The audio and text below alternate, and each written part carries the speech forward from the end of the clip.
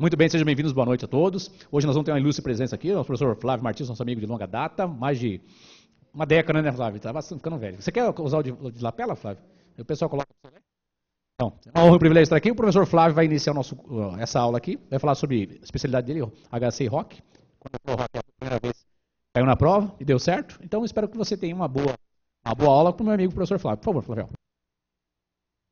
Obrigado, Rival. Boa noite a todos vocês, boa noite.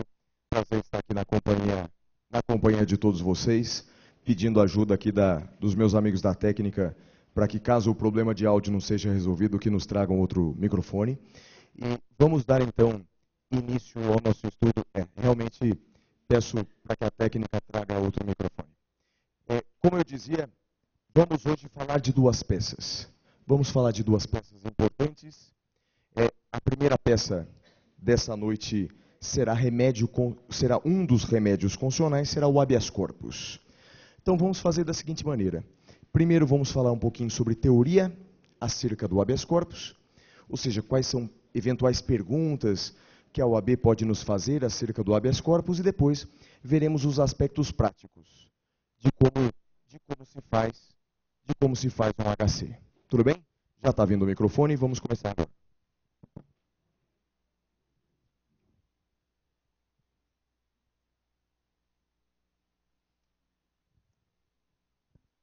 Sim, todos me ouvem bem? Muito bem. Então vamos falar então de habeas corpus, como eu dizia para vocês. Se os colegas aí de todo o Brasil não ouviram o que eu disse antes, eu vou falar sobre então primeiro a teoria do habeas corpus e depois vamos falar sobre os aspectos práticos do habeas corpus, ok? Vamos lá. Pode cortar aqui para o quadro para nós, por gentileza? Para o quadro, por gentileza. Então, o habeas corpus, ele está previsto lá no artigo 5º, inciso 68 da Constituição Federal. Artigo 5º, inciso 68 da Constituição Federal.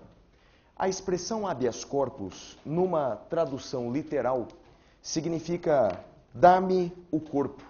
Dá-me o corpo. Na verdade, não tem muito sentido, senão dentro de uma frase mais extensa que significava dá-me o corpo de uma pessoa que está presa injustamente, etc, etc. Entrou para a história o começo da frase, habeas corpus. Como eu disse, o habeas corpus ele não é um recurso, o habeas corpus ele é uma ação constitucional, prevista então aqui no artigo 5º, inciso 68 da Constituição Federal. A regulamentação do habeas corpus está no Código de Processo Penal. Portanto, a lei que regulamenta o habeas corpus é o Código de Processo Penal. Para ser preciso, é o artigo 647 e seguintes do Código de Processo Penal. 647 e seguintes do CPP. A primeira pergunta que alguém poderia fazer, então, é a seguinte. Então, quer dizer que o habeas corpus é uma peça exclusivamente penal? Então, é isso? É uma peça que só pode ser usada no processo penal, na investigação criminal? Não é isso, não é isso.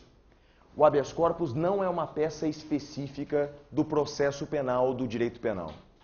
Desde que a liberdade de locomoção esteja em jogo, é possível o habeas corpus. Imagine, por exemplo, uma pessoa presa civilmente de forma irregular. É possível o habeas corpus também. Então, dentro ou fora do processo penal, é possível o habeas corpus, embora, repito, a regulamentação do habeas corpus está no Código de Processo Penal. Ok, um pouquinho de história rapidamente. Quando surgiu o habeas corpus? Segundo a doutrina francamente majoritária, a origem mais distante do habeas corpus foi a Magna Carta de 1215. Esse famoso documento inglês, não é? A Magna Carta de 1215, que foi outorgada pelo rei João I, mais conhecido como João Sem Terra, não é? Mas veja, na Magna Carta de 1215, não falava expressamente sobre o habeas corpus, não usava essa expressão. Falava sobre a liberdade de locomoção. Por isso, então, a doutrina diz ser o habeas corpus a origem mais antiga do habeas corpus. A origem mais antiga é a Magna Carta. Agora, e no Brasil? Pergunto para vocês. No Brasil, como se desenvolveu o habeas corpus? Quando surgiu e como se desenvolveu? A primeira lei brasileira a falar do habeas corpus não foi uma lei constitucional. Foi o Código de Processo Criminal. Foi o Código de Processo Criminal de 1832. Portanto, foi o Código de Processo Criminal de 1832. Foi a primeira lei no Brasil a tratar do tema. A primeira Constituição a falar do habeas corpus foi a Constituição de 1891. Portanto, a segunda Constituição brasileira, a Constituição de 1891. Mas aqui tem uma observação extremamente importante para fazer, que até já caiu como pergunta teórica certa vez no exame do OAB. Já num passado relativamente distante, caiu isso daqui, ó. Na Constituição de 1891, o habeas corpus tutelava quaisquer direitos. O habeas corpus tutelava quaisquer direitos e não apenas a liberdade de locomoção. E não apenas a liberdade de locomoção. Então veja, na Constituição de 1891, o habeas corpus tutelava quaisquer direitos e não apenas a liberdade de locomoção. Alguém poderia perguntar, Flávio, mas para os outros direitos não há o mandado de segurança? É que não existia na época o mandado de segurança. Não havia na Constituição de 1891 o mandado de segurança. Por isso, o habeas corpus fazia todo esse papel. Isso recebeu o nome de teoria brasileira do habeas corpus. Essa foi a teoria brasileira do habeas corpus, que teve como maior defensor Rui Barbosa. Rui Barbosa, que aliás foi o responsável pelo anteprojeto da Constituição de 1891. Então, se perguntarem para vocês o que é teoria brasileira do habeas corpus, a resposta está no quadro.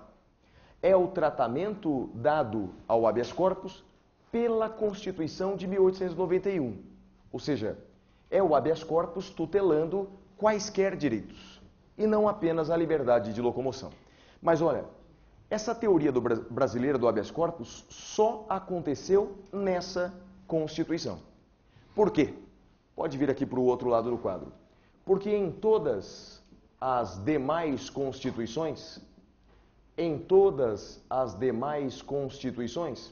e só para lembrar, não é? Tivemos aí na sequência 1934, 1937, 1946, 1967 e a atual 1988. Então, quer dizer, em todas as demais constituições seguintes, o habeas corpus tutela a liberdade de locomoção.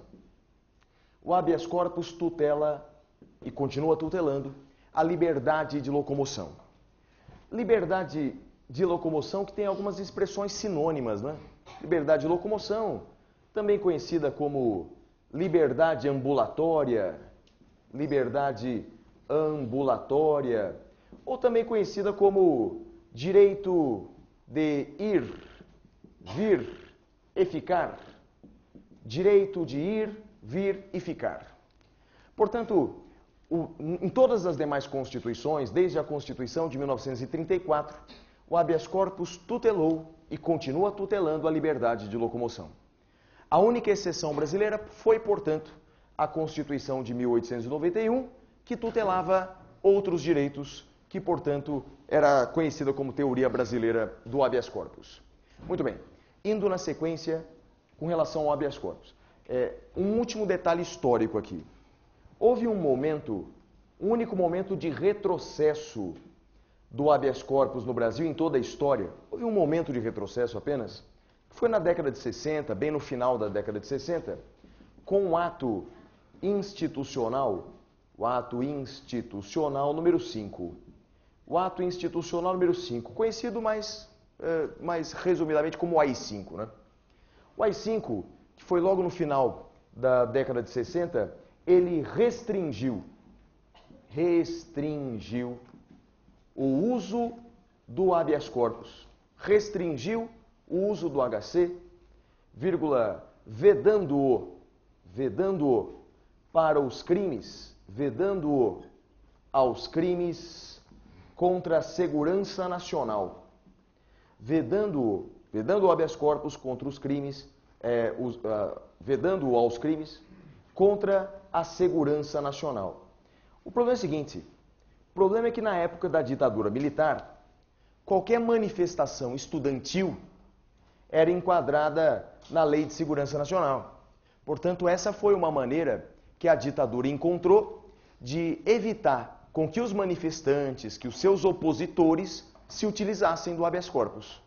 Portanto, houve então na nossa história um retrocesso do HC, que foi o AI-5, o ato institucional número 5. Mas, tirando esse retrocesso, guardemos essa informação de que o HC sempre tutelou no Brasil, quase sempre, a liberdade de locomoção. Agora vamos examinar, o que mais importa não é a história, mas a Constituição de 88. Examinando o artigo 5º, 68 da Constituição de 88. Quais são as espécies de habeas corpus que nós temos? Isso, o pessoal aqui em São Paulo já respondeu, inclusive. Vou colocar aqui no quadro. Nós temos então dois tipos de habeas corpus, dois tipos de HC. Temos o habeas corpus repressivo, também chamado de liberatório, e temos o habeas corpus preventivo. Então, habeas corpus repressivo e habeas corpus preventivo. Vamos à diferença. Habeas corpus repressivo. Muita gente pensa assim, eu já sei a diferença. Um é quando está preso, o outro é quando está solto. Não é isso. No habeas corpus repressivo ou liberatório, já existe um ato que constrange a liberdade do agente. Então, já existe um ato que, direta ou indiretamente, já constrange a liberdade do agente. Por exemplo, já existe uma ordem de prisão contra ele, ou então já existe a prisão propriamente dita, ou já existe um processo irregular, ou um inquérito irregular. Ou seja, o fato é que já existe um ato que constrange direta ou indiretamente a liberdade do agente. Diferente do habeas corpus preventivo, é aquele em que existe uma ameaça real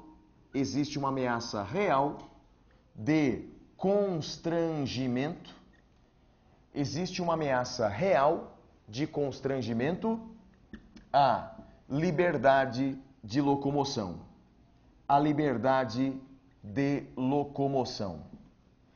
Existe uma ameaça real de constrangimento à liberdade de locomoção.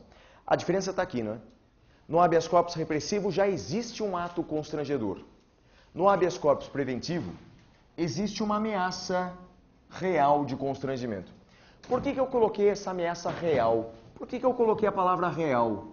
Porque, pessoal, não é apenas o temor da pessoa que vai justificar o medo, o temor que vai justificar o habeas corpus.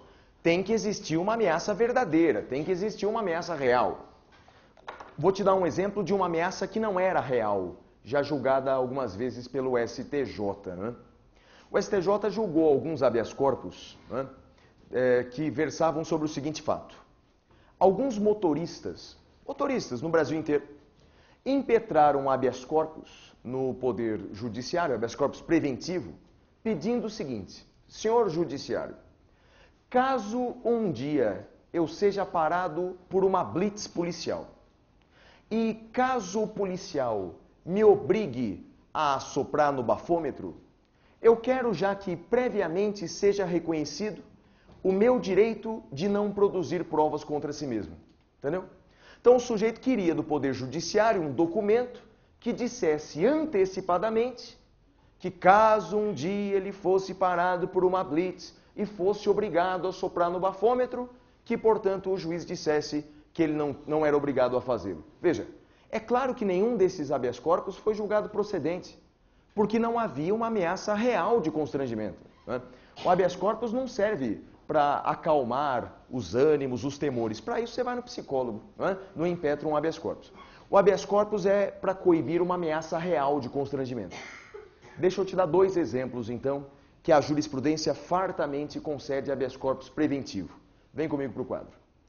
Talvez o exemplo mais recente de habeas corpus preventivo seja esse daqui. Então, o habeas corpus impetrado.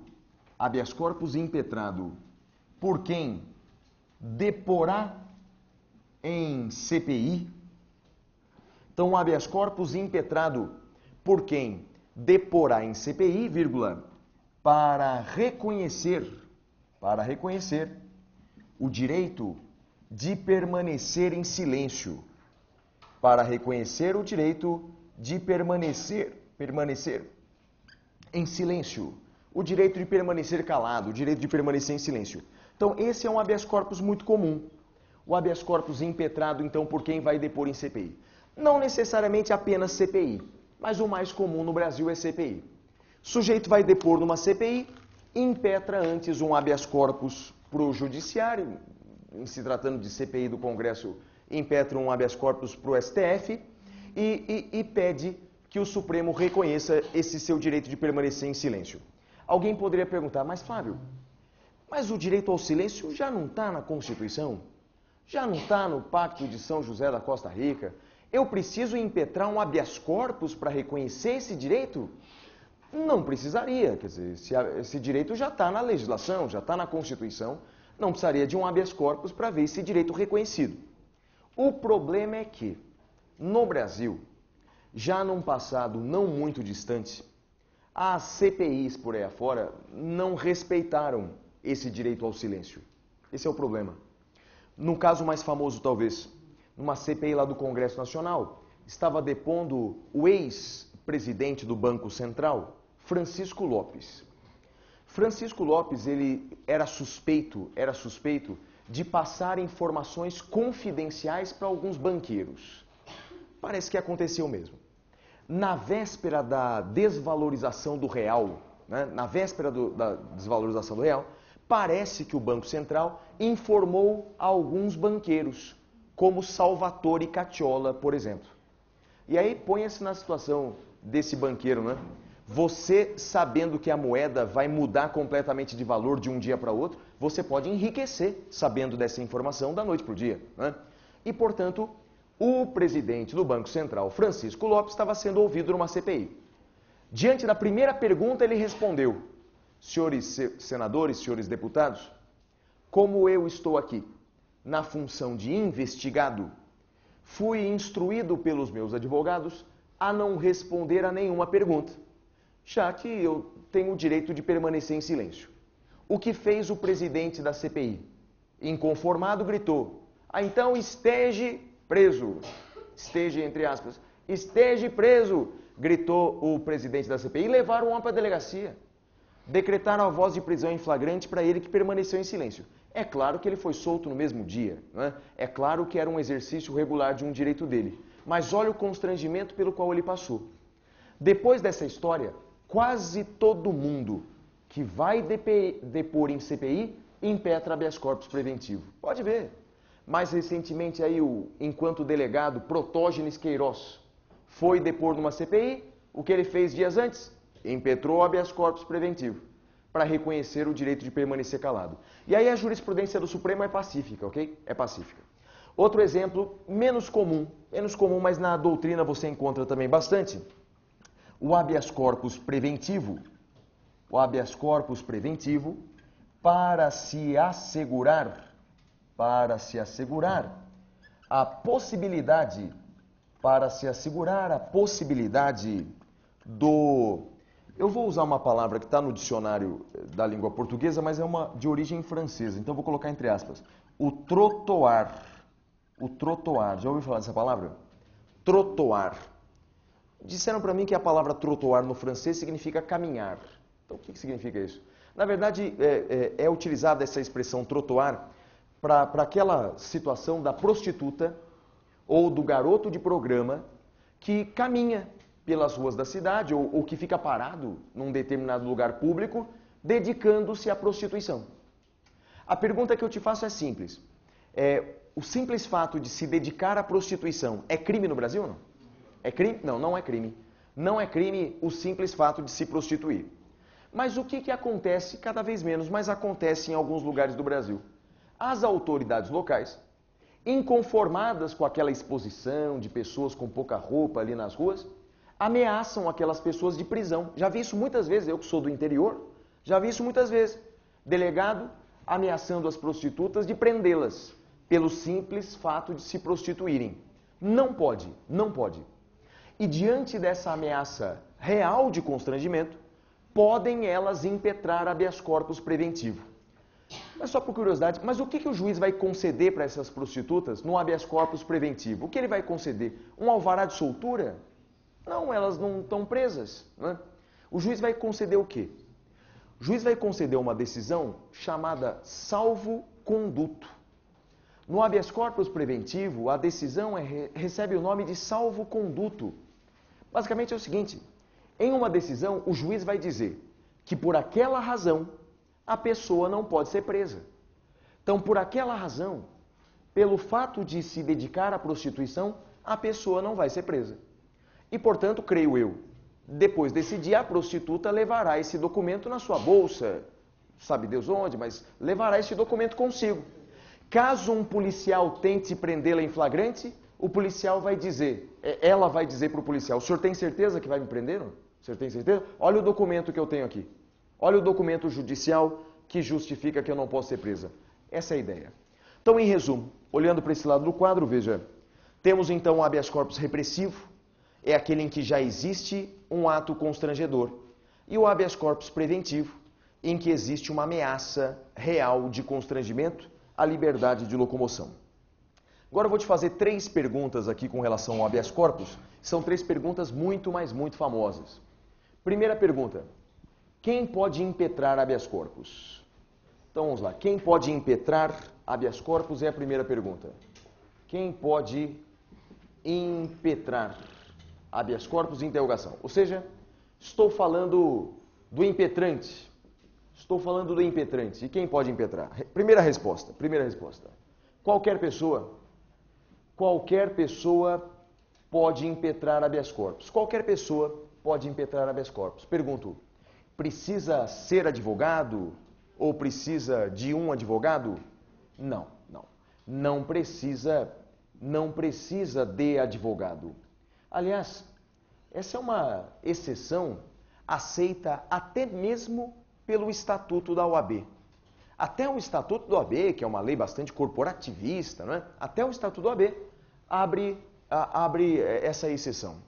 Portanto, o habeas corpus, de fato, não precisa de advogado, não precisa ser advogado para impetrar habeas corpus. É o único remédio constitucional com essa característica. É o único remédio constitucional que não necessita de advogado para ser impetrado. E aí outra perguntinha. O habeas corpus ele pode ser impetrado por brasileiros e estrangeiros ou apenas por brasileiros? Não, por brasileiros e estrangeiros. Pergunto para vocês, esses estrangeiros, eles precisam ser residentes no país ou não?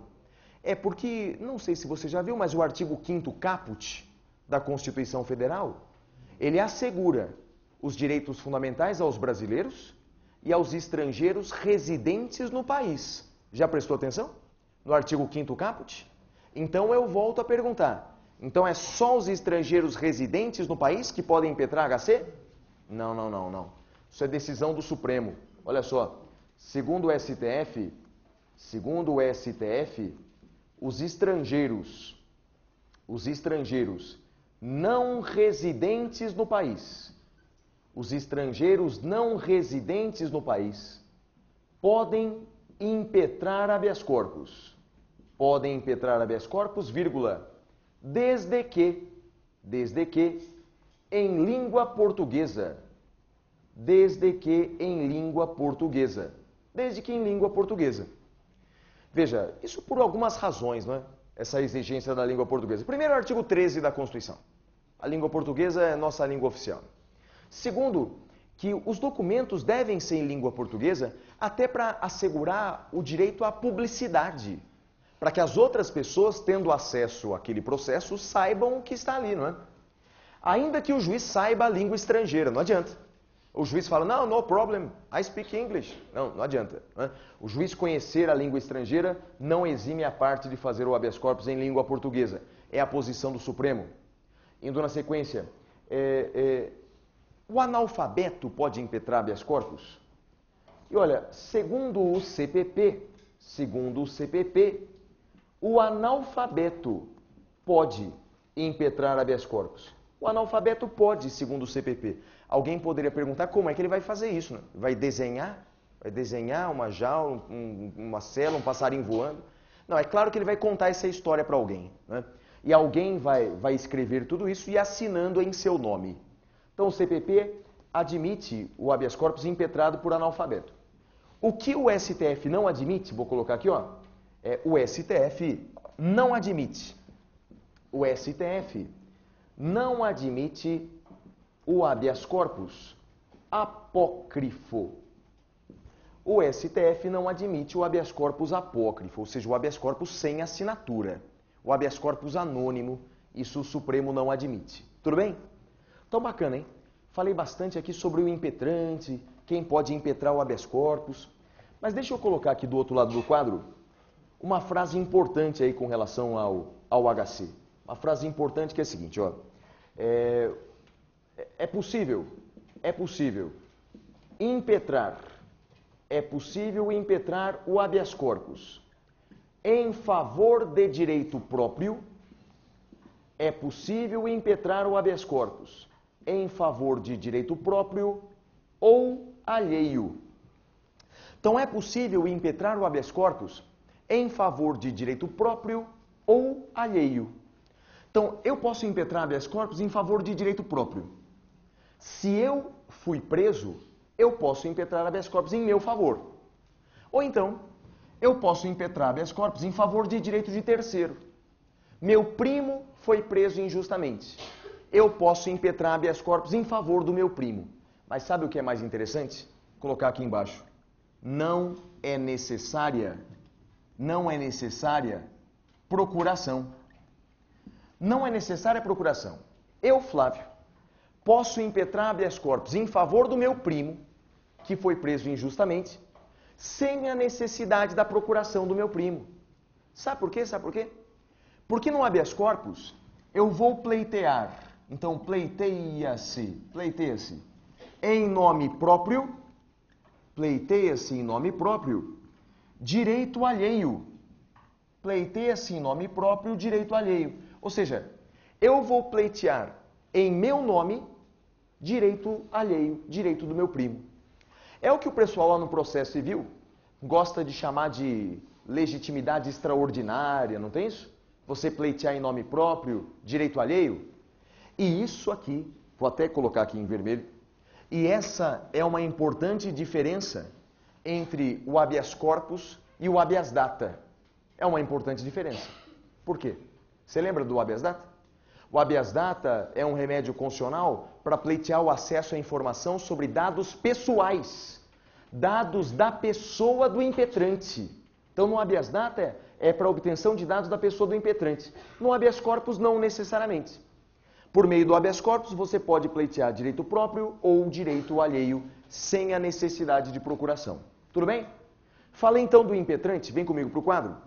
Agora eu quero saber, em favor de quem eu posso impetrar o habeas data? O habeas corpus, perdão. Em favor de quem? Interrogação. Quem é o beneficiado do habeas corpus? Que nós vamos chamar de paciente. O beneficiado do habeas corpus é o que nós chamamos de paciente. Quem é o paciente no habeas corpus? Em favor de quem eu posso impetrar? Vou colocar uma frase, não se assuste não, é um pouco esquisita, mas é verdade. O habeas corpus ele deve ser impetrado em favor de pessoa humana. O habeas corpus deve ser impetrado em favor de pessoa humana. Alguém poderia perguntar, Flávio, mas tem pessoa que não é humana? É claro que sim. Tem a pessoa jurídica. E aí vem a minha segunda frase. Segundo o STF, não se admite Não se admite habeas corpus em favor de pessoa jurídica. Não se admite o habeas corpus em favor de pessoa jurídica. Em favor de pessoa jurídica. Vou fazer duas perguntas para vocês. Primeira pergunta, ó. No Brasil, pessoa jurídica pode praticar crime? O que você acha? Pode sim ou não? Sim, sim. Olha, dizer não hoje em dia é nadar contra a corrente, e olha que essa corrente é forte demais, já que é capitaneada pela própria Constituição. A própria Constituição, no artigo 225, quando fala de meio ambiente, fala que a pessoa jurídica pode ser responsabilizada penalmente. Então, quer dizer, a própria Constituição admite. Se você pegar a lei de crimes ambientais, prevê penas para a pessoa jurídica. Então, em outras palavras, pessoa jurídica pode sim praticar crimes. Agora, a segunda pergunta. Então, imagine a pessoa jurídica ré no processo penal. Pessoa jurídica está respondendo ao processo penal. Eu posso impetrar habeas corpus em favor da pessoa jurídica? O Supremo disse não, não pode. E olha que a votação foi unânime.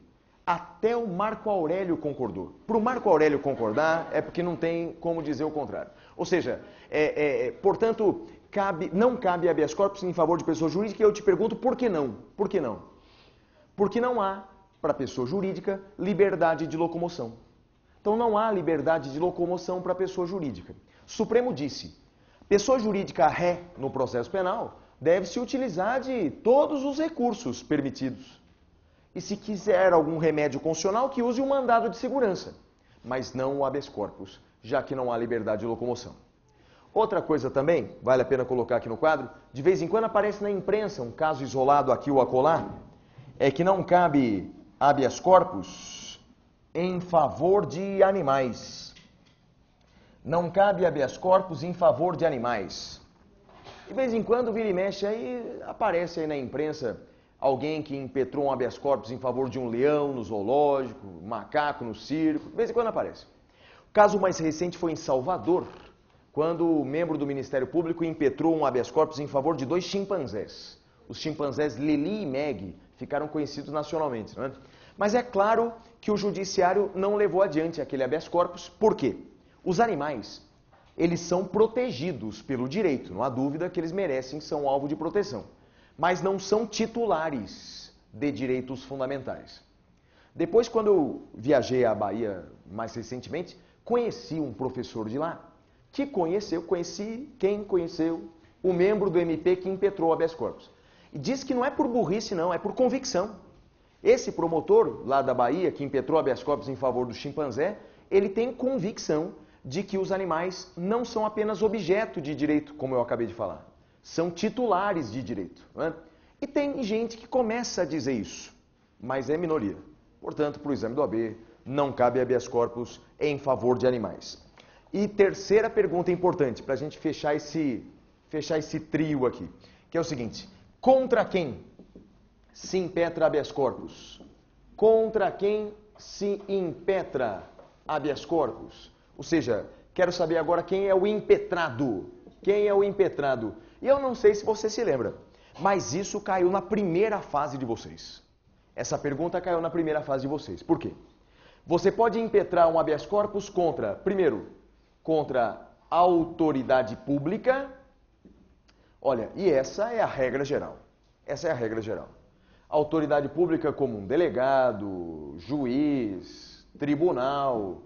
Então você pode impetrar habeas corpus contra a autoridade pública. Repito, é a regra geral. E depois de uma certa polêmica que houve num passado distante, não tem mais polêmica nenhuma.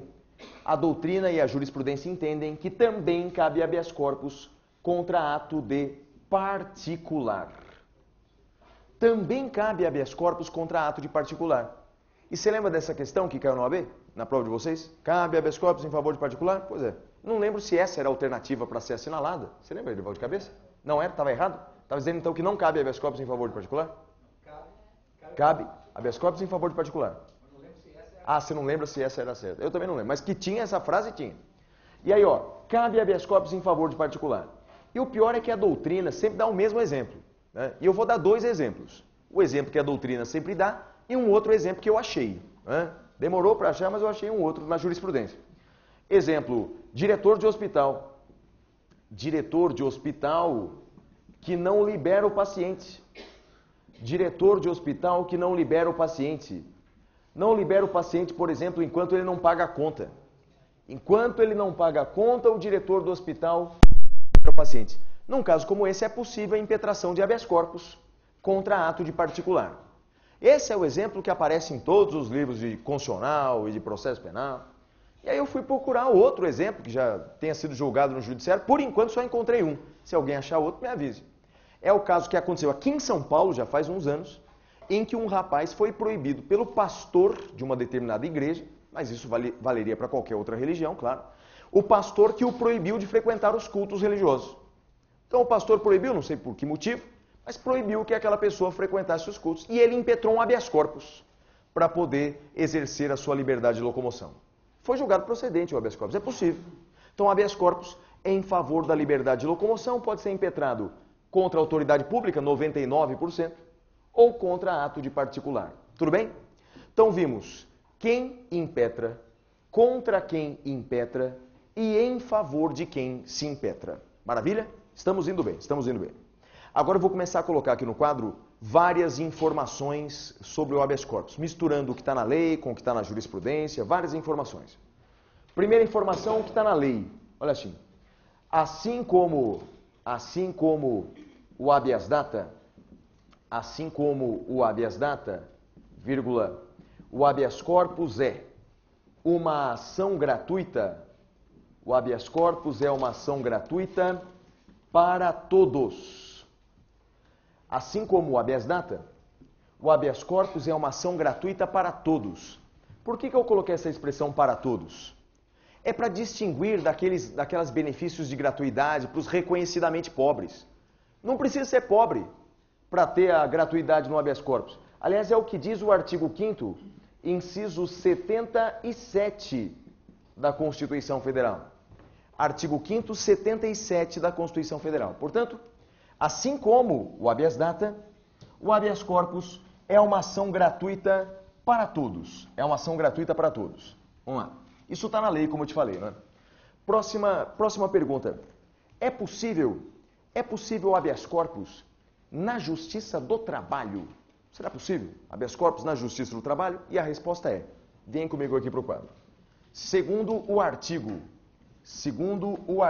114 da Constituição Federal, vírgula, alterado pela Emenda Constitucional 45 de 2004, portanto, segundo o artigo 114 da Constituição, alterado pela Emenda 45 de 2004, lembrando que a Emenda 45 é a reforma do Judiciário, né? Então, a Justiça do Trabalho,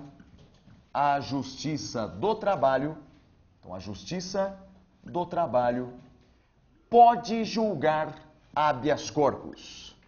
Pode julgar habeas corpus. E eu vou te dar um exemplo famoso no Brasil de habeas corpus julgados pela Justiça do Trabalho. O jogador brasileiro Oscar, que até bem pouco tempo era o camisa 10 da seleção brasileira, mas o Neymar acabou pegando a camisa, mas o Oscar, que é jogador titular da seleção brasileira, no meio-campo da seleção brasileira, até 2 anos era jogador vinculado ao São Paulo, contratualmente vinculado ao São Paulo. Eu não sei exatamente por que ele estava emprestado para o Internacional de Porto Alegre. E ele queria ficar no Internacional de Porto Alegre e não queria voltar para o São Paulo para cumprir o seu contrato que tinha com esse clube. Queria ficar no Inter. E tentou na Justiça do Trabalho, de todas as formas, se desvincular do contrato com o São Paulo. Queria porque queria. Não conseguiu. Até que os seus advogados, pasmem, impetraram um habeas corpus no TST. E o TST liberou o jogador Oscar para continuar jogando no Internacional de Porto Alegre e meses depois foi vendido para o Chelsea da Inglaterra, né? Onde hoje joga. O fato é que foi julgado, então esse jogador Oscar foi liberado graças a um habeas corpus julgado na Justiça do Trabalho. recentemente teve outro colega que tá falando, qual? Esse eu não sabia. O Dedé do Vasco foi por habeas corpus também? Por habeas corpus, que ele foi Opa, esse eu não sabia.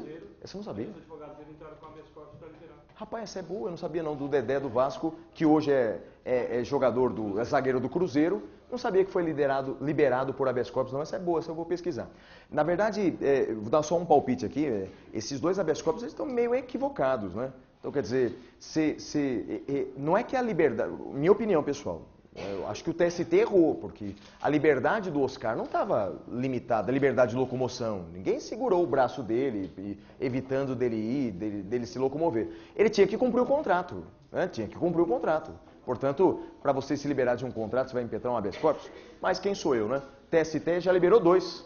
Pensei que era um só, já liberou 2. Voltando aqui para o quadro. Próxima pergunta. Só uma perguntazinha aqui, ó. Cabe habeas corpus, marca uma frase, não é nenhuma pergunta, é uma frase. Segundo o STF, cabe habeas corpus contra decisão.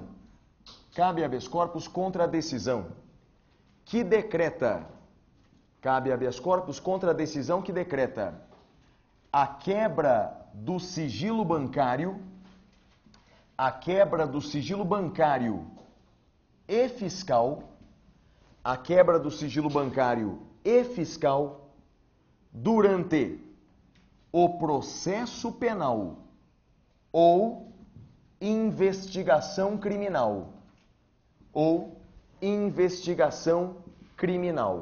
Então veja, segundo o STF, cabe habeas corpus contra a decisão que decreta a quebra do sigilo bancário e a quebra do sigilo fiscal durante o processo penal ou investigação criminal. Interessante, pessoal. Pera lá, contra a quebra do sigilo bancário, quebra do sigilo fiscal, não caberia mandado de segurança? Já que o direito em jogo aí é a intimidade que está sendo violada? Pois é verdade. Só que, quando isso acontece no processo penal ou na investigação criminal, o STF também admite o habeas corpus. Também admite. E por que também admite? Por causa do risco de prisão. Por causa do risco de prisão. Então é por isso que o Supremo admite, nesses casos, do processo penal ou investigação criminal, admite o habeas corpus. Porque cá entre nós, você está sendo investigado ou processado criminalmente, o juiz decreta a quebra do seu sigilo bancário, a casa está caindo, meu amigo. A casa está caindo.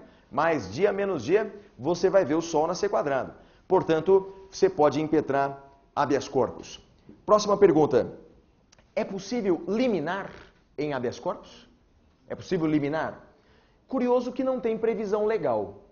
Mas embora não tenha previsão legal, é possível liminar em habeas corpus. É possível liminar em habeas corpus para casos urgentes. É possível liminar em habeas corpus para casos urgentes. Então, o problema é que para o advogado todo caso é urgente, não é? E aí acaba acontecendo o seguinte na prática. Quase todos os habeas corpus na prática são acompanhados de um pedido de liminar. Quase todos. Porque para o advogado a urgência quase sempre está presente.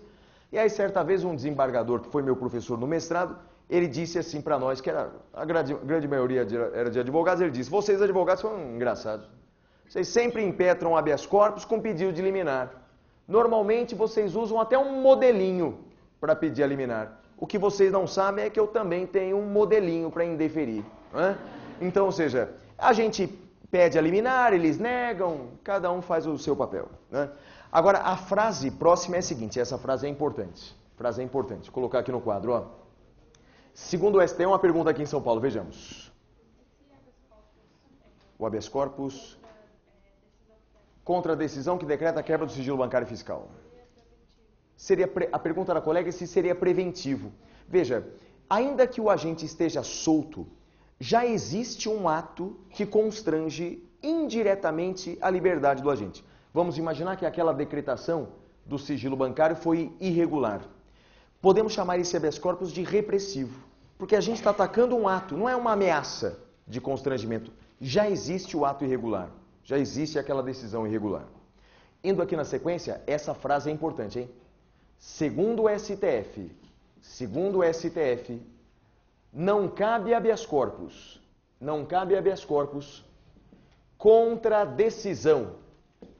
decisão que nega liminar em outro habeas corpus.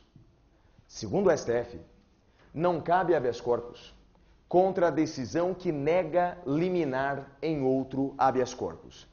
Só vou abrir uma exceçãozinha aqui, ó, vírgula, salvo em casos de evidente ilegalidade.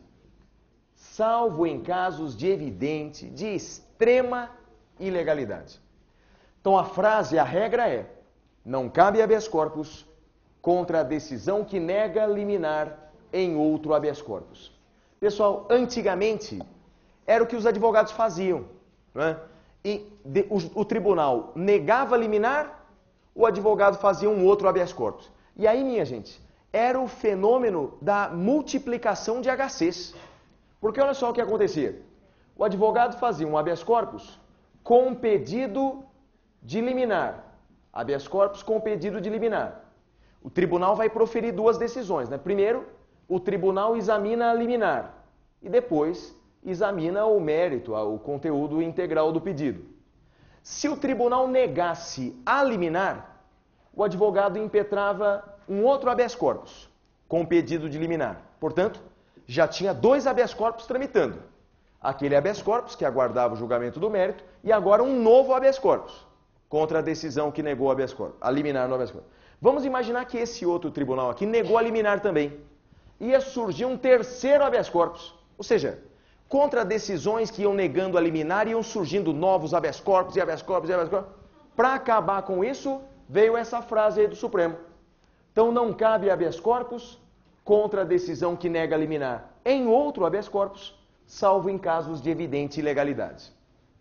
Mais uma frase. Segundo o STF, não cabe habeas corpus quando não há o risco de prisão. Segundo o STF, não cabe habeas corpus quando não há o risco de prisão. Vou dar um exemplo. Um crime que não é punido.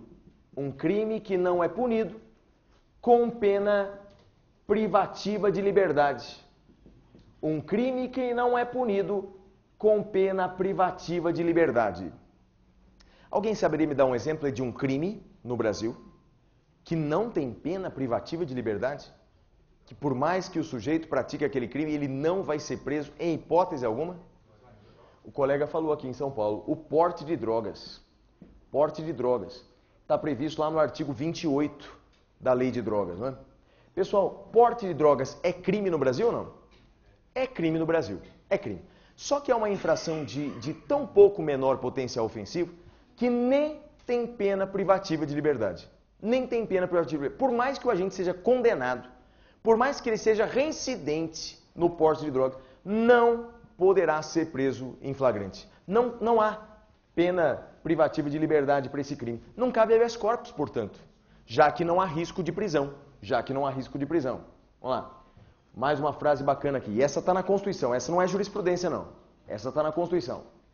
Não cabe habeas corpus contra punição disciplinar. Não cabe habeas corpus contra punição disciplinar militar. Artigo 142 da Constituição Federal. Então imagine que um militar ele é preso disciplinarmente por ordem de seu superior. Pode ele impetrar habeas corpus? A Constituição diz que não. E eu te digo por que não. Faz tempo que a Constituição diz isso. Antes mesmo de 88, a outra já dizia. É que as Forças Armadas, se você olhar o artigo 142 caput, as Forças Armadas elas se baseiam nos princípios da hierarquia e disciplina. Já pensou se a cada punição disciplinar, o soldado, o sargento, qualquer um que seja punido, diz assim para o seu superior, mas a última palavra não é do senhor me desculpe, mas a última palavra não é sua, é o juiz que vai dizer se eu vou ou não vou ser preso. Ou seja, acabou a hierarquia, né? Se para cada punição disciplinar se pudesse impetrar habeas corpus, acabava a hierarquia, acabava a disciplina. Por isso, então, que a Constituição diz que não cabe habeas corpus contra a punição disciplinar militar. Atenção só para a exceção. Exceção que está prevista não na lei, mas na jurisprudência do STF e na jurisprudência do STM, que é o Superior Tribunal Militar. A exceção é o seguinte: cabe habeas corpus para apreciar a legalidade do ato. Cabe habeas corpus para apreciar a legalidade do ato, vírgula, e não o conteúdo. E não o conteúdo. Então, exceção prevista na jurisprudência. Cabe habeas corpus para apreciar a legalidade do ato e não o conteúdo do ato. Não vai apreciar se é justo, se é injusto, se foi exagerado. Não, isso o judiciário não vai apreciar. Mas ele pode apreciar a legalidade do ato. Por exemplo, se aquele procedimento não respeitou a ampla defesa, ou se aquela punição disciplinar foi decretada por autoridade incompetente. Ou seja, é possível habeas corpus para apreciar a legalidade do ato, mas não o conteúdo não. Próxima pergunta importante, hein? Quem é competente para julgar o habeas corpus? Quem é competente para julgar o habeas corpus? Ou seja, para quem você vai impetrar o habeas corpus? Para quem? A resposta é simples, ó. Para a autoridade judiciária. Para a autoridade judiciária acima da autoridade coatora. Então, para a autoridade judiciária que está acima da autoridade coatora. Que está acima da autoridade coatora. Então é bem fácil, é como se um habeas corpus para definir a competência, se fosse uma escadinha. Você vai subindo nessa escadinha, quer dizer, vai impetrar o habeas corpus para quem está acima da autoridade coatora. Vejamos alguns exemplos aqui. Vou desenhar aqui no quadro um esqueminha, essa escadinha. Vamos imaginar que a autoridade coatora, por exemplo, é o delegado que prende irregularmente a pessoa, ou é o particular. Falei para vocês hoje que o particular, e caiu na primeira fase de vocês, que o particular pode ser autoridade coatora. Então cabe habeas corpus contra ato de delegado ou particular. Para quem? Para quem que eu vou impetrar nesse caso? Para o juiz. Para o juiz de primeira instância. Para o juiz de primeira instância. Mas e se o juiz de primeira instância é autoridade coatora? Para quem que eu vou impetrar um habeas corpus? Para o tribunal. Para o tribunal que está acima do juiz. Aí depende do juiz. Se é juiz estadual, o tribunal que está acima dele é o TJ. Se é juiz federal, o tribunal que está acima dele é o TRF. Se é juiz do trabalho, o tribunal que está acima dele é o TRT. E assim por diante. E se o tribunal é autoridade coatora, hein? E se o tribunal é autoridade coatora? Quer ver um exemplo recente? Exemplo recente. O Tribunal de Justiça do Rio Grande do Sul manteve na prisão os músicos da banda Gurizada Fandangueira. Os músicos da banda Gurizada Fandangueira foram mantidos na prisão por ordem do TJ do Rio Grande do Sul. Ele, TJ do Rio Grande do Sul, é autoridade coatora. Habeas corpus para quem, nesse caso? STJ. E me parece que há poucos dias o STJ liberou os músicos, né? O STJ liberou os músicos. Então o advogado fez o quê? Contra a decisão do juiz, o advogado impetrou, o juiz lá de Santa Maria, o advogado impetrou habeas corpus para o TJ Gaúcho. TJ Gaúcho manteve os músicos na prisão e impetrou um habeas corpus para o STJ. E o STJ liberou. E se o STJ tivesse negado, e se tivesse mantido os músicos na prisão, habeas corpus para quem? Habeas corpus para o STF. Então veja, pessoal, o habeas corpus você vai impetrar para a autoridade que está acima da autoridade coatora. Acima da autoridade coatora. Só uma observação prática. Quando você impetra um habeas corpus para tribunal, qualquer tribunal, você impetra habeas corpus para o tribunal, você endereça para o presidente daquele tribunal. Então você vai endereçar o seu habeas corpus para o presidente do tribunal.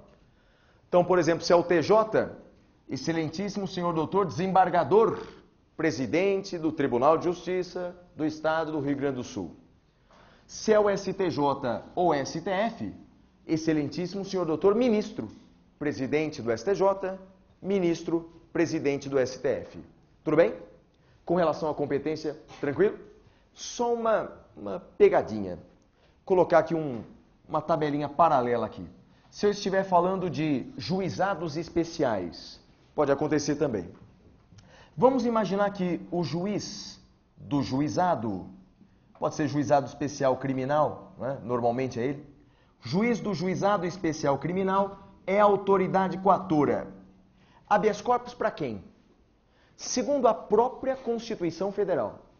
Quem está acima do juiz do juizado especial criminal? Quem está acima do juiz do juizado? É um tribunal? É um tribunal? Não é um tribunal. É uma turma recursal, diz a Constituição, né? Turma recursal composta de juízes da mesma instância. Bacana.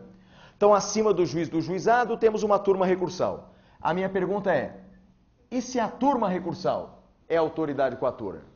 Habeas corpus para quem? Olha, eu ouvi alguém falando STF. Era assim antigamente. Por incrível que pareça, era assim. Contra ato da turma recursal, antigamente cabia habeas corpus diretamente para o STF. O que, na sistemática, na prática forense, é um absurdo. Como assim? 12 ministros do Supremo vão julgar habeas corpus de tudo isso? Você está louco? Não é? Você quer que o Supremo não julgue mais nada mesmo, né? Portanto, mudou a jurisprudência do Supremo. Quem vai julgar é o TJ ou o TRF. Quem vai julgar é o TJ ou o TRF. TJ se for juizado especial estadual, TRF se for juizado especial federal. Tudo bem, pessoal? Tranquilo? Agora me parece que já tem uma pergunta aqui em São Paulo, vejamos. A pergunta da colega é quando o HC vai para o juizado? Por exemplo, quando o meu cliente ele é preso irregularmente por uma infração de menor potencial ofensivo, ou seja, quando for da competência do juizado. E o juizado especial criminal vale para aquelas infrações de menor gravidade, né? As infrações de menor potencial ofensivo, cuja pena máxima não excede 2 anos. Então, como ele é o competente para julgar aquilo lá, ele é o competente para julgar o habeas corpus. Ok? Maravilha. Agora, feita essa explanação teórica toda, dá para a gente vislumbrar aqui os aspectos práticos de um HC. Vamos aqui rascunhar, sobretudo colocar aqui o esqueleto de como é um HC. Mas eu recomendo que você depois, com calma, com vagar, na sua casa, você veja o modelo que consta aí do livro do professor Erival. Siga exatamente o modelo do livro do Erival e aqui eu vou fazer algumas observações práticas sobre o HC. Então, eu disse para vocês que o habeas corpus ele é impetrado para a autoridade judiciária acima da autoridade coatora. O que eu não disse é que o habeas corpus é feito numa peça só. Então, uma peça só, não é recurso. Habeas corpus é uma ação constitucional. Então, é uma peça só, que vai do endereçamento ao pedido, tudo na sequência. E aí vamos fazer aqui um habeas corpus para o TJ, por exemplo. Vamos imaginar esse habeas corpus aí para a gurizada fandangueira, né? Por exemplo, um habeas corpus que foi impetrado lá no TJ do Rio Grande do Sul. Então, excelentíssimo senhor doutor desembargador, estou falando de TJ, doutor desembargador, presidente do egrégio Tribunal de Justiça do Estado do Rio Grande do Sul. Então, excelentíssimo senhor doutor desembargador presidente do egrégio Tribunal de Justiça do Estado do Rio Grande do Sul. Pessoal, lembra que eu falei para vocês que o habeas corpus ele pode ser impetrado por qualquer pessoa, em favor de qualquer pessoa? Lembra disso? Isso vai fazer com que na prática, na maioria das vezes, e para o exame do OAB vale assim, o começo do habeas corpus vai ser diferente de todas as outras peças que você já fez. De todas as outras. Pode ver. Em todas as outras peças que você fez, não começa assim? Fulano de tal, qualificação, por seu advogado que essa subscreve. Não é sempre assim? Não é sempre assim? Pois é. O habeas corpus não. O habeas corpus é diferente. O habeas corpus vai ser assim, ó. Advogado, vírgula, inscrito na OAB sob o número 3 pontinhos, vírgula, com escritório situado na rua 3 pontinhos, vírgula, respeitosamente se faz presente ante Vossa Excelência para impetrar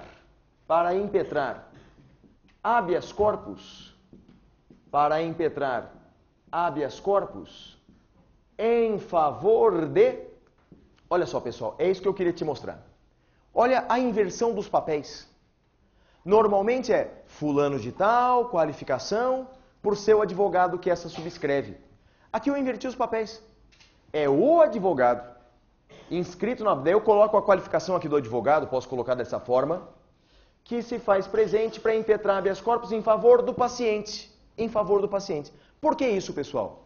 Porque assim é melhor na prática. Porque eu não preciso de procuração, não preciso de assinatura do preso, posso estar a quilômetros e quilômetros de distância do preso.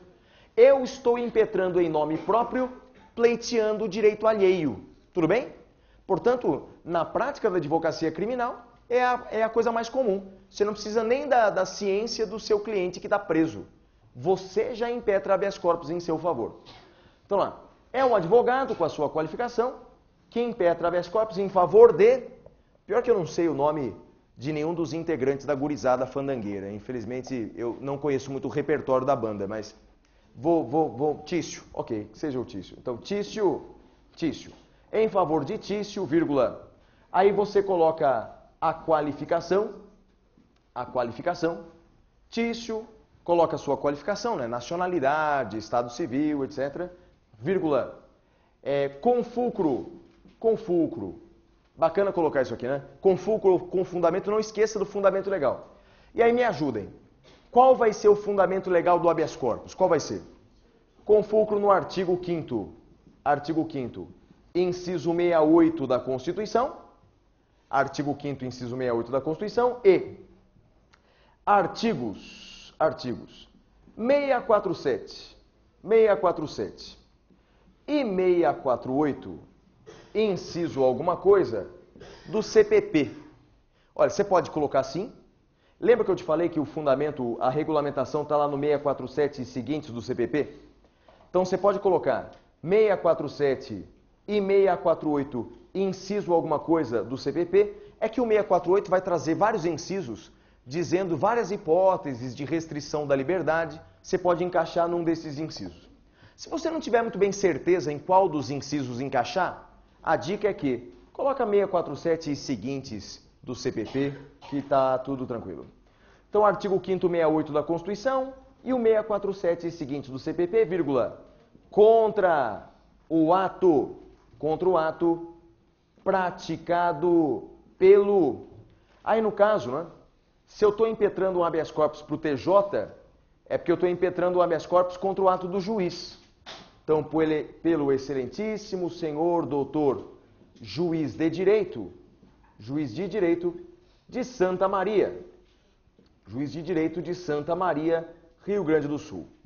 Então, veja, o que eu quero aqui, eu coloquei rapidinho, o que eu quero é que você vislumbre o seguinte, que você visualize o seguinte. Nessa primeira parte do habeas corpus, ou seja, nesse primeiro parágrafo, as três pessoas, os três personagens do habeas corpus vão estar presentes. Você percebeu? O primeiro que aparece é o advogado, está aqui, ó. Advogado, inscrito na OAB, sob o número tal, com escritório na rua tal. Então, o primeiro a aparecer foi o advogado. O segundo que apareceu aqui foi o paciente. Aqui, ó. Em favor de o paciente, Tício e sua respectiva qualificação. E, por fim, veja quem apareceu aqui no final. Apareceu a autoridade coatora, que nesse meu exemplo, baseado em fatos reais, foi o juiz de direito lá de Santa Maria, que decretou a prisão da gurizada fandangueira. Tudo bem, pessoal? Então aqui está, né? As três pessoas aparecem aqui no habeas corpus. Feita essa primeira parte, nós vamos dividir o habeas corpus, como praticamente em todas as peças costumamos fazer isso, ou você escreve ou não, dos fatos do direito e do pedido. Escrever dos fatos do direito e do pedido é uma predileção do advogado, não é uma obrigação. Então, mas tecnicamente você divide. Então, 1 dos fatos, 2 do direito, 3 do pedido. Quanto aos fatos, isso vai estar lá no próprio problema, né? O próprio problema vai te dizer o que aconteceu. Portanto, você aqui na parte dos fatos vai parafrasear aquilo que o problema te trouxe. A única observação que eu faço aqui para fins práticos é que na hora de narrar os fatos, como é que você vai chamar o seu cliente? Na hora de narrar os fatos, como é que você vai chamar o seu cliente? Não vai chamar pelo nome, né? Não é uma carta de amor. Você vai chamar como? O paciente. Então lembre-se que o seu cliente, aquele que está sofrendo lá o constrangimento, você, durante aqui os fatos, vai chamá-lo de paciente. No caso lá da gurizada fandangueira, o paciente ou os pacientes, se foi um habeas corpus coletivo, eu não sei, mas o paciente é vocalista da banda Juventude Fandangueira, que no dia tal estava tocando lá na boate, não sei o que, morreram 200 pessoas. E o paciente foi preso temporariamente por ordem do juiz de direito de Santa Maria, Rio Grande do Sul, pela prática de homicídio qualificado. Né? Eles foram presos pela prática de presos temporariamente porque teriam, em tese, praticado o homicídio qualificado. Lá na segunda fase de penal, né? Daí eu falo bastante sobre se é ou não é homicídio qualificado, mas me parece que, como vocês se lembram lá da faculdade, daquela coisa de dolo, né? Teoria, a diferença entre dolo e culpa, eu só pergunto para vocês.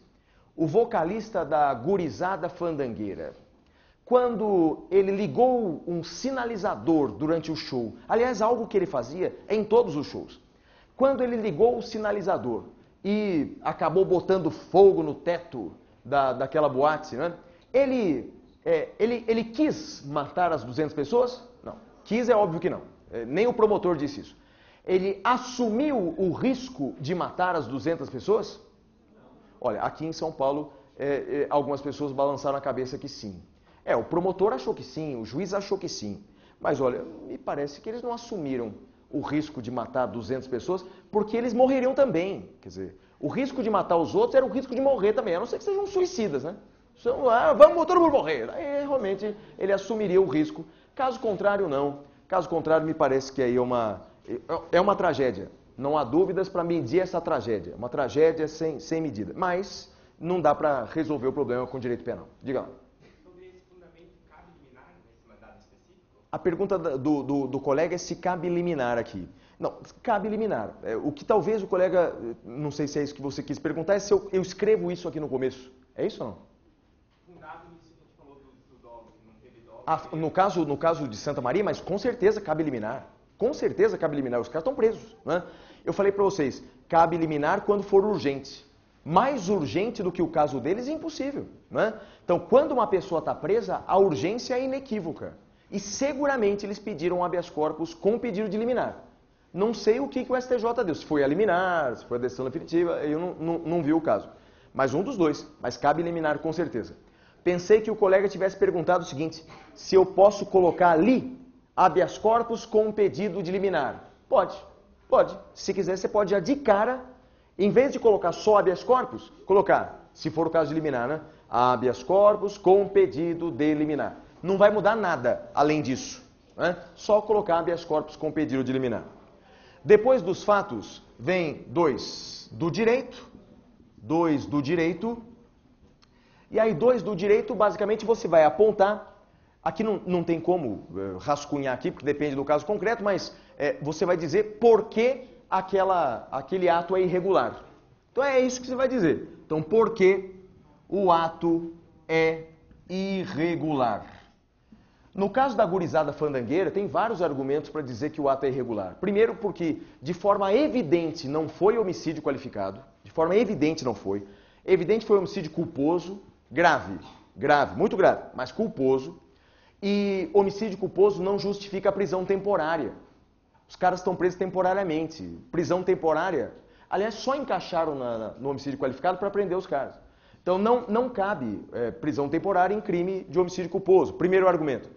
Segundo argumento, ainda que queiram prender preventivamente o pessoal da gurizada fandangueira, pessoal sem antecedentes, Pessoal, não havia justificativa de que eles iriam fugir. E não me venha com a tese, o Erival talvez discorde de mim, não venha com a tese com aquele coisa de clamor público, né? Porque isso não pode justificar a prisão preventiva só porque a imprensa está repercutindo isso, não vai colocar o coitado da banda na cadeia. É que o Erival é do MP, ele vai discordar, né? Então, concorda ou discorda, Erival? Oi? O Erival concorda. Se o Erival concorda em deixar a gurizada fandangueira na rua, é porque tem que ficar na rua mesmo, hein? Então, olha só, 2 do direito. Porque o ato, você vai dizer por que o ato é irregular. E 3, do pedido. Aí do pedido eu vou falar um pouco mais. Do pedido. Você vai pedir, então, normalmente 2 coisas. Né? Primeiro, que seja concedido o habeas corpus, né? Que seja concedido o habeas corpus, com as consequências daí decorrentes.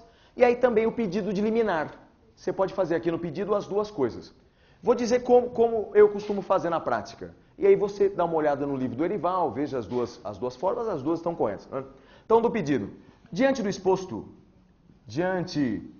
exposto, vírgula, requer seja concedido o presente habeas corpus, vírgula, com a concessão, com a expedição do respectivo alvará de soltura. Olha, resumidinho aqui, né? Basicamente é isso. Então, diante do exposto, requer seja concedido o presente habeas corpus, com a expedição do respectivo alvará de soltura. Coloquei aqui alvará de soltura porque a gurizada fandangueira estava presa, né? Se não tivesse presa, se houvesse só uma ordem de prisão, aí eu poderia pedir um contramandado de prisão, mas normalmente no habeas corpus, estando preso, alvará de soltura. E aí eu peço a liminar também. Eu poderia pedir assim, pelo menos eu nas minhas peças peço assim, ó. Outro sim, vírgula, como o constrangimento é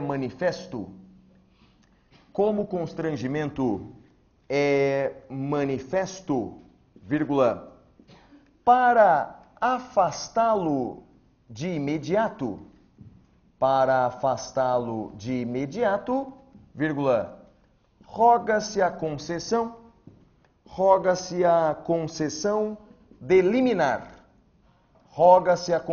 de liminar, vírgula, já que presentes, fumus boniuris, e periculum in mora. Já que presentes, fumus boniuris e periculum in mora. Veja, eu pedi liminar aqui numa frase, né? Você pode fazer isso aqui também num capítulo da sua peça. É que, por exemplo, do AB não é necessário tanta coisa assim, não é? Então, ou seja, se caísse um habeas corpus na prova de vocês, daria para fazer esse pedido em 2 parágrafos. Um parágrafo pedindo então a concessão do habeas corpus, outro parágrafo pedindo a concessão de liminar. Dizendo aqui, ó, como o constrangimento é manifesto, como o constrangimento é claro, para afastá-lo de imediato, roga-se a concessão de liminar, já que presentes, fumus boniuris e periculum in mora. E como é que termina a peça? Como qualquer requerimento, né? Nesses termos, pede deferimento, local, data, advogado OAB. Nem vou escrever aqui no quadro, porque começa do mesmo jeito de outros requerimentos quaisquer, de outras ações quaisquer. Então, nesses termos, pede deferimento, local, data, advogado OAB. Maravilha? Tranquilo, habeas corpus? Beleza? Ótimo. Agora vamos lá para a próxima peça, Erival, pode ser? Recurso ordinário constitucional. Eles já chegaram a fazer exercício sobre o ROC, já, Erival? Já fizeram quando? O exercício agora foi sobre o ROC? Maravilha. ROC, então. ROC. Recurso ordinário constitucional. Bem, preste bem atenção. Existem 2 tipos de ROC. 2 tipos de recurso ordinário constitucional. E eu vou colocar aqui no quadro. Vou colocar uma tabela aqui no quadro sobre as 2 modalidades de ROC. Olha lá. A primeira modalidade, é o ROC para o STF. Atenção. ROC para o STF. Então, recurso ordinário constitucional para o STF. O outro é o ROC para o STJ. Recurso ordinário constitucional para o STJ. Então, tem dois ROCs. ROC para o STF, ROC para o STJ. Ó, a primeira diferença, o fundamento legal. Fundamento legal está no artigo 105, ROC para o STF, 102, inciso 2 da Constituição Federal. 102, inciso 2 da Constituição Federal. E o ROC para o STJ, artigo 105, inciso 2 da Constituição Federal. Então, ROC para o STF, 102.2. ROC para o STJ, 105.2 da Constituição. Pergunta mais importante é a seguinte: quando cabe um e quando cabe outro? Quando é que cabe o ROC para o STF? Pessoal, é só abrir o artigo 102.2 da Constituição, vou abrir também aqui a minha Constituição, para colocar exatamente na ordem que está lá. Tem algumas hipóteses, eu vou mostrar para vocês. Então, 102.2 da Constituição, se você está com o seu vademecum, abre aí também. A primeira hipótese é o seguinte, ó, eu vou ler, depois eu coloco no quadro. Habeas corpus, mandado de segurança, habeas data, mandado de injunção, decididos em única instância pelos tribunais superiores, se denegatória a decisão. Ó, vou colocar dessa maneira aqui para resumir, mas está lá na letra A. Ó. Então, cabe ROC para o STF quando Tribunal Superior nega, vou resumir assim, remédio constitucional, quando nega remédio constitucional em única instância. Em única instância. Então, quando o Tribunal Superior nega remédio constitucional em única instância. Vamos por partes aqui, vamos por partes. Quando, veja, quando o Tribunal Superior... Você lembra quais são os tribunais superiores? Quais são os tribunais superiores? Ué, tem o STJ, é o mais comum. Quem mais? TST, quem mais? TSE e falta um. STM. Esses são os tribunais superiores, né? Então, é o STJ, o TST, o TSE e o STM, que é o Superior Tribunal Militar. STJ é o mais frequente. Então, quando o Tribunal Superior, por exemplo, o STJ, nega algum remédio constitucional, veja, eu resumi aqui remédio constitucional, mas a Constituição ela fala quais, né? Remédios constitucionais. Ela fala do habeas corpus. Então lá, se o STJ nega o habeas corpus. Se o STJ nega o que mais? Mandado de segurança. Veja aqui na ordem, ó, 102, inciso 2 da Constituição. Nega habeas corpus, mandado de segurança. Daí vem habeas data e mandado de injunção. Então, olha, se o STJ ou qualquer outro tribunal superior negar, então, um desses remédios constitucionais em única instância, o que a Constituição quis dizer com esse negócio de única instância? Quis dizer o seguinte, o pessoal aqui em São Paulo já respondeu, quando aquela ação se originou ali no tribunal. É o caso da gurizada fandangueira. O habeas corpus impetrado pela gurizada fandangueira lá no STJ é um habeas corpus que começou no STJ. Peraí, alguém poderia falar, Flávio, mas vocês não impetraram habeas corpus no TJ, habeas corpus contra o juiz? Não, eu sei, mas era outro habeas corpus. Né? Lá no STJ, a gurizada fandangueira impetrou um habeas corpus originário lá no STJ, contra o TJ do Rio Grande do Sul. Então é uma ação que se originou no STJ. Para sorte da banda, o STJ concedeu o habeas corpus. Mas e se o STJ negasse o habeas corpus? Que recurso que cabe? ROC. O recurso que cabe é ROC. Não é? ROC para o STF. Tudo bem quanto a essa primeira hipótese? Só te falar uma coisa.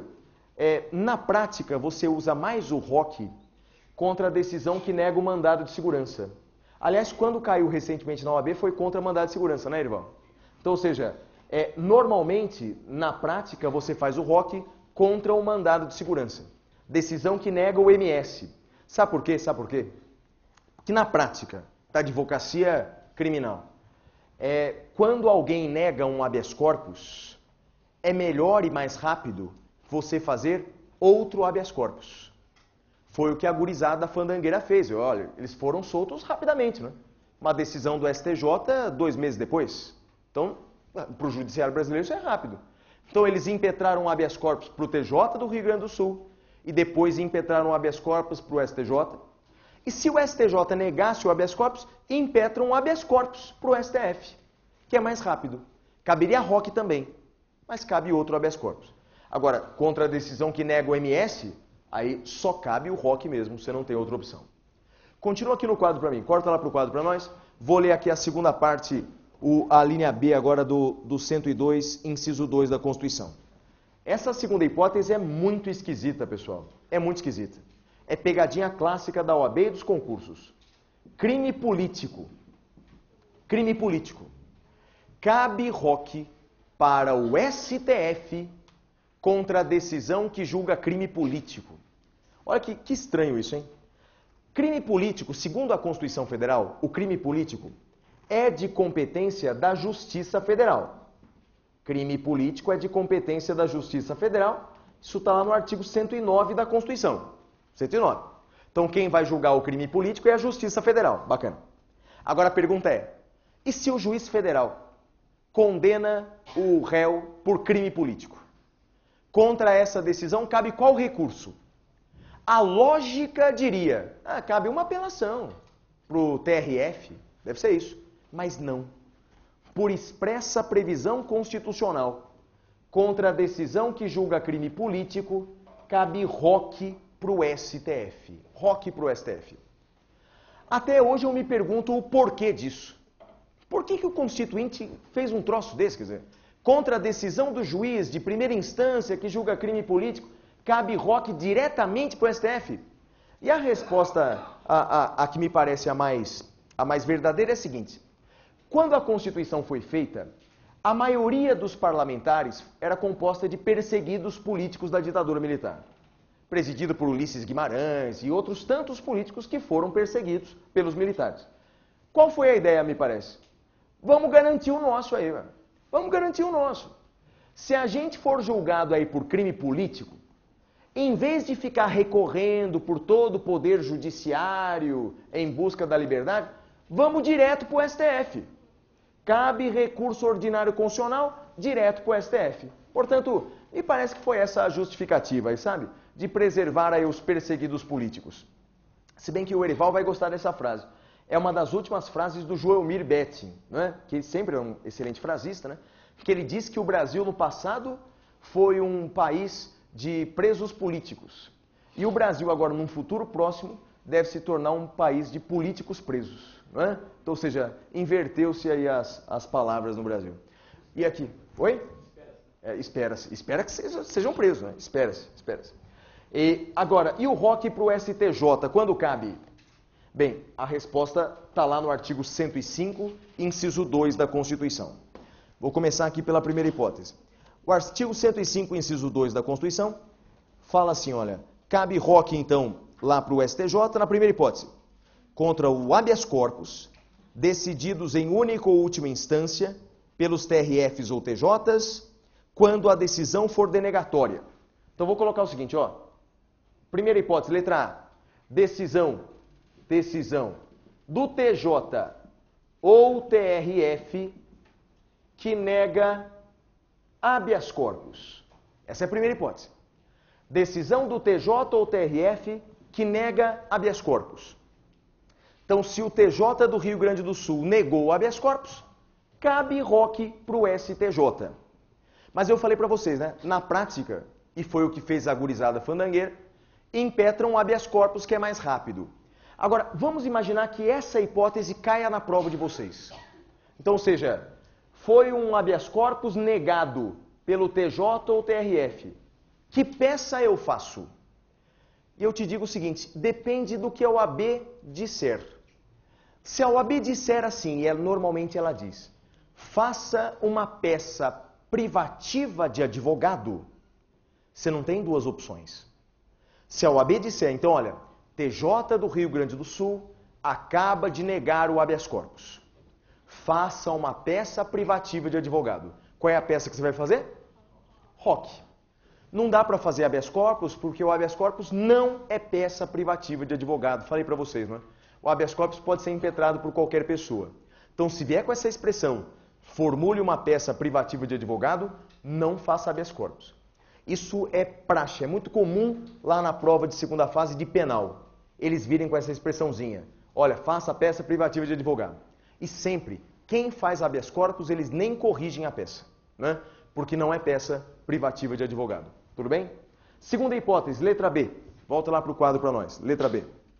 Letra B fala aqui, artigo 105, inciso 2, a linha B. Mandados de segurança agora, decididos em única instância pelos tribunais regionais federais ou pelos TJs, quando denegatória a decisão. Então, vou colocar aqui, ó, letra B. Agora é decisão do TJ ou TRF que nega MS. Que nega MS. Que nega o mandado de segurança. Olha, pessoal, não sei qual foi o exercício que o Erivaldo mandou vocês fazerem, mas a última vez que caiu na OAB foi exatamente essa hipótese. E ó, eu tenho o feeling de que tenha sido esse o exercício que caiu para vocês. Foi esse ou não? Foi. Ou seja, decisão do TJ ou TRF que nega mandado de segurança, cabe ROC para o STJ. ROC para o STJ, com fundamento aqui no artigo 105.2 da Constituição. Tem uma terceira hipótese aqui, ó, letra C. Terceira hipótese que eu vou ler aqui para vocês. A letra C do artigo 105.2 diz: as causas em que forem partes Estado estrangeiro ou organismo internacional de um lado e do outro lado município ou pessoa residente ou domiciliada no país. Então aí nesse caso, como a hipótese é grande, vou só colocar aqui, ó, 105, vale a pena dar uma olhadinha, 105, inciso 2, a linha C da Constituição Federal. Ok? Então, o cabimento não tem mistério. O cabimento é só olhar ali. É o 102, inciso 2, ROC para o STF. É o 105, inciso 2, ROC para o STJ. Além desse fundamento legal aqui, além desse fundamento, você também pode fundamentar o seu ROC com base também na Lei 8.038 de 90. A Lei 8.038 de 90 é a lei que fala do procedimento dos recursos nos tribunais superiores. Então, além do fundamento constitucional, esse é imprescindível, você pode também se utilizar do fundamento legal. Lei 8.038 de 90, para os dois recursos aqui, tanto o ROC para o STF quanto o ROC para o STJ. E na prática, como é que faz o ROC, hein? O ROC você faz em duas peças. O ROC você faz em duas peças. Duas peças. E olha, isso vale tanto para o ROC para o STF quanto para o ROC para o STJ. Vou até fazer o seguinte. Vou escrever uma vez só. Senão eu vou ficar dobrando toda hora aqui, ó. O que eu vou escrever aqui embaixo vale para os dois, ok? Você faz o ROC em duas peças. Uma primeira peça de interposição. Uma peça de interposição. E a outra peça, as razões. Interposição e razões. Pergunto para vocês. Vamos ver se vocês acertaram o exercício aí. Interposição para quem? Para quem que você interpõe o ROC? Para quem que você endereça a interposição do ROC? Para o tribunal? Tribunal que fez o quê? Que negou o ato. É isso. Você vai endereçar para o presidente do tribunal. Presidente do tribunal que negou o ato. É isso. Ou seja, você vai endereçar para o presidente do tribunal que negou o mandado de segurança, para o presidente do tribunal que negou o habeas corpus, o HD, ou seja, para o presidente do tribunal que negou o ato. Aí é interposição. E as razões? Aí é fácil. As razões ou são para o STF ou são para o STJ, dependendo da hipótese. Ou são para o STF ou são para o STJ. Vocês já fizeram aqui no passado desse curso, Erival, apelação? Fizeram apelação com o Darlan? Apelação, aquela coisa toda? É a mesma estrutura. É exatamente a mesma estrutura da apelação, sabe? Interposição, razões, aquelas mesmas palavrinhas. E com a seguinte enorme vantagem. A enorme vantagem. O pedido. Pedido do ROC é a coisa mais fácil do mundo. Pedido do ROC é a coisa mais fácil do mundo. Pedido do ROC está no problema até. Está no problema, você não precisa descobrir qual é. O problema já vai te dizer. É exatamente o mesmo pedido do MS, do habeas corpus, etc. Ou seja, é o mesmo pedido do MS, do habeas corpus, etc. Então, quer dizer, imagine o caso da gurizada fandangueira, não é? Eles impetraram o habeas corpus lá no TJ, ou no STJ, agora mais recentemente, pedindo a liberdade, pedindo alvará de soltura, pedindo a liberdade. Vamos supor que o STJ negasse esse pedido. Eles poderiam fazer um ROC para o STF exatamente com o mesmo pedido. Qual seja, alvará de soltura, a liberdade, tendo em vista que o ato é irregular. Então, o pedido do ROC é exatamente o mesmo pedido que foi feito no MS, que foi negado, ou no HC, que foi negado, etc. Tudo bem, pessoal? E aí, com relação aos aspectos práticos, o Erival seguramente, se não comentou, vai comentar o exercício aí com vocês, em cima daquilo que vocês treinaram. Queria publicamente aqui agradecer mais uma vez o professor Erival pelo convite que sempre nos é feito. Nós trabalhamos juntos aí há mais ou menos uns 10 anos, né, Erival? Mais ou menos isso, acho que mais, né? Mais que 10 anos. O tempo está voando, hein, Erival? O tempo está voando, né? Não, a gente tá ainda sobrevivendo, né? Hoje eu fui convidar lá no interior um professor aqui para integrar o Damásio nos concursos do ano que vem. Muito bom, professor brilhante, mora no interior, então viajei até para me reunir com ele, né? Mas há anos que eu não o via. Só para entender, eu sou o coordenador aqui dos concursos públicos aqui no Damásio, né? Falo sim. E aí eu não o via há uns 10 anos, Erival. O homem tá velho, rapaz. Eu não falei para ele, porque daí ele não ia aceitar o meu convite, né? Mas a vontade que dava, rapaz, como você envelheceu. O tempo passa, o negócio é aproveitar a vida o máximo que a gente puder, não é? E aí, quando vocês passarem no exame do OAB daqui a 2 semanas? Não, sim. Quando? Eu falei quando. Não falei se. Quando vocês passarem agora no exame do OAB daqui a 2 semanas, né? Caso vocês queiram continuar conosco aqui no Damásio na preparação para concursos públicos, né?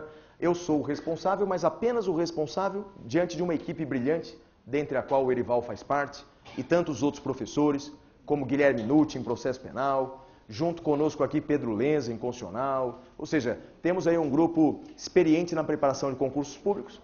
E olha, é uma coisa bacana, porque faz tempo que eu não via um ano como 2013 para concursos públicos. Está saindo concurso público, mas assim, a cada instante. E muitos deles sem a necessidade de atividade jurídica, que talvez ajude muitos de vocês aí. Por exemplo, delegado de polícia, para quem quer um pouco de aventura. Delegado de polícia já abriu uns 8 esse ano e outros tantos vão abrir ainda esse ano. Magistratura já abriu um monte, parece que hoje abriu mais uma, Magistratura do Espírito Santo, ou MP do Espírito Santo, está abrindo concursos sem parar, sem parar. Portanto, caso queira se preparar conosco, será um prazer continuar na presença de vocês. Obrigado, Erival, publicamente. A pós-graduação também, temos vários cursos de pós-graduação, certificados pela Faculdade Damásio de Jesus. Não é? Quem dá cuidado, quando você for fazer uma pós-graduação, há muitas no Brasil, né? Pós-graduação lato sensu, há muitas. Cuidado só com quem certifica a sua pós-graduação. Que eu já vi gente que tem até vergonha de dizer, eu sou certificado pela Faculdade Tabajara. Não, peraí. Então, uma das coisas mais importantes da sua pós-graduação é o selo, né? É um selo que certifica a sua pós-graduação, selo de seriedade, né? E aí escolha uma faculdade séria que certifica. Pode ser o Damásio, pode ser outra, importante, o USP, a Federal do Paraná, tem tantas no Brasil maravilhosas que não dá para enumerar, né? Mas aqui a faculdade do professor Damásio é uma das 10 reconhecidas pela OAB de todo o estado de São Paulo. É por conta da seriedade mesmo, né? Quem deu a nossa aula inaugural na pós-graduação de Constitucional foi o ministro Ricardo Lewandowski, né? Quem lecionou há 2 meses foi o Luiz Roberto Barroso, né? Que agora é ministro do Supremo, queira Deus que ele continue, né? Lecionando conosco, mesmo o ministro do Supremo. E aí, fica lançado o convite para todos vocês. Obrigado pela companhia nessa noite. Meu endereço eletrônico, vou dar só o Twitter. Quem quiser nos acompanhar no Twitter, o endereço é @sigaoflávio. Não tem erro, @sigaoflávio, tudo junto. Erival, mais uma vez, obrigado. Você quer passar o bastão? Quer? No bom sentido, evidente? Aqui, Erival. Pessoal, eu agradeço de público o meu amigo Flávio, né, que é casado com a Beth. Casou? Agora. Olha lá! Parabéns. Agora foi. Muito obrigado. Tava só pegando, né? Bom, agora tá casado. Pessoal, vamos fazer um intervalinho então de 20 minutinhos e a gente volta às 21 para continuar, tá? Até daqui a pouquinho então.